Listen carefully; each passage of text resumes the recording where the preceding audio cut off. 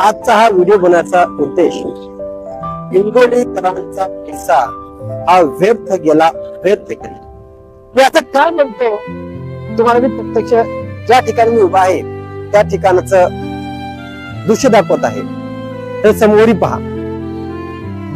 स्वर्गवासी खासदार संसद रत्न राजीव सातव नाट्यगृह हिंगोली नगर परिषद हिंगोली हे आहे हिंगोली जिल्ह्याचं नाट्यगृह। हे नाट्यगृह कशासाठी स्थापन केलेलं आहे, कशासाठी इमारत एवढी उभी केलेली आहे तर हिंगोली जिल्ह्यामधील कलाकारांना एक वैयक्तिक त्याचा स्वतःचा व्यासपीठ सरकारने उभं करून दिलेला आहे असा याचा हेतू होतो। आज जर तुम्हाला मी पाहिलं तर दाखवतो तुम्हाला जे हेतू या इमारत उभं करण्याच्या पाठीमागचं हे हेतू तुम्हाला मी प्रत्यक्ष दाखवतो। एक तर अशा प्रकारची घाण आहे, लेंडा आहे, सर्व आहे, ही जनता आहे का लेंडा म्हणजे नाही। मग अशा प्रकारे हेतू बघा, हेतू जनतेच्या पैशाला कसा आग लावायची आणि कसा भ्रष्टाचार करायचा हे तुम्हाला गोष्टीतून कळतं। जनतेच्या पैशाने उभा केलेल्या इमारतीला नाट्यगृहाला चक्क कुलूप आहे।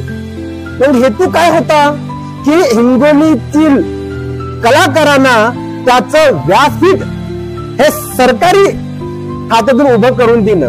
पण ते व्यासपीठ उभं तर केलंच, पण त्याला खुलं कोण करणार? हे व्यासपीठ खुलं का नाही? हा सरळ पैसा होतो। पण हिंगोलीकरांचा पैसा हा ज्या माध्यमातून वाया गेला, खरं तर हिंगोलीकरांनी विचार करायला पाहिजे। नाट्यगृह आहे पण नाटक नाही, नाट्यगृह आहे पण कलाकार नाही, नाट्यगृह आहे पण व्यासपीठ नाही, अशी स्थिती हिंगोली जिल्ह्याची झालेली आहे। आणि हिंगोलीकर हे गप का? हिंगोली जिल्ह्याचा प्रतिनिधी गप का? हिंगोली जिल्ह्याचे कलाकार गप का? असा मोठा प्रश्न उत्पन्न होतो। मग अशा वेळेस जनतेला, स्वतः जनतेला उभं राहून प्रशासनाला विचारा पाहिजे की तुम्ही ज्या आमच्या पैशाचा उधळण करता, अशा प्रकारे कुठे स्वच्छता नाही, काय नाही, ती का करता? मग जर व्यासपीठच खुलं नसेल तर मग ही इमारत